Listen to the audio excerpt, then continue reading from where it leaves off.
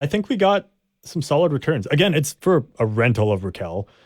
He hasn't extended with Pittsburgh yet, and I don't imagine he will until the end of the season, or end of playoffs, I should say. So it makes sense that it's not a ton, but I think we got a lot of good pieces back that we could use, or we could not. And also, there's the option of signing Rakell later in free agency. So yeah, no, not a. I don't know. I feel like this was an underwhelming trade, but when I step back and look at it, I'm like, okay, it makes sense. There's benefits to it, yeah. No, I tuned out a slight bit. I don't know if you said that there's a 35% retention on Rakell as well by the Anaheim I didn't Ducks. say that. I didn't say that. I didn't even know that actually. So yeah, so 35%, which is about 1.3 million there, but yeah. So that second round pick, at first it was like, oh, okay, you can kind of see it, and when it was first trickling out, it was just a 2022 second, a prospect, and a player. And you're like, okay, obviously you want to see what it is, because remember last year, Bob Murray was asking for a first overall pick and a high end prospect for Rickard Rakell. So it's like, okay, but yeah, you got some depth pieces here that you can obviously do something with still in Dominic Simone, Aston Reese, and young goalie in Klang there. I do have the description here from Elite Prospects from their 2020 draft guide as well.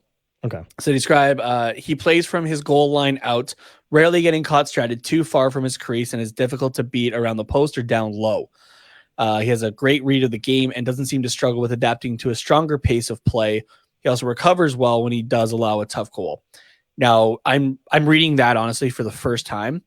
And I'm not trying to, hype this kid up or that sort of thing. Honestly, we may never see him in a Ducks uniform, but knowing,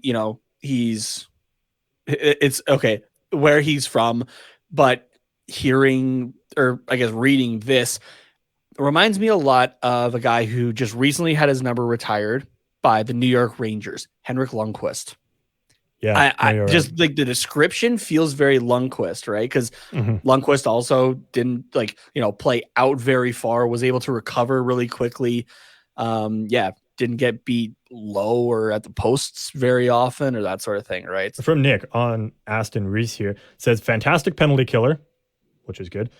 Great analytical numbers at 5-on-5, which is also good. Aston Reese is a forward, by the way, left wing, I believe. Pretty sure it's left wing. But terrible finish. So great playmaker, but just can't finish. Which kind of sounds like a lot of our problems, which isn't fantastic. Yeah, but you know what, though? I'm taking a look at his cap friendly right now. He's on the only year of a 1-year deal, 1.725 million against the cap there. This season, he played 52 games with the Pittsburgh Penguins, who have just they've still. I'm still confused by the idea of the Pittsburgh Penguins and why they won't just fucking die. He's played 52 games with them, put up 2 goals and 11 points during that time. And then Simone, it sounds very like they play very similar games.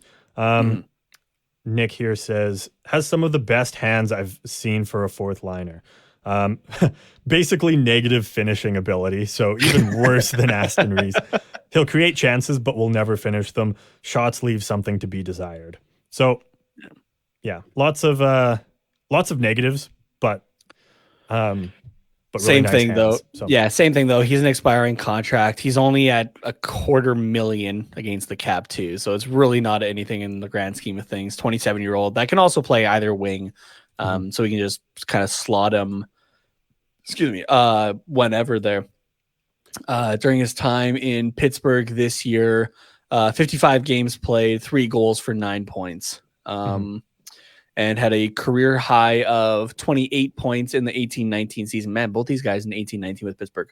28 points in 71 games.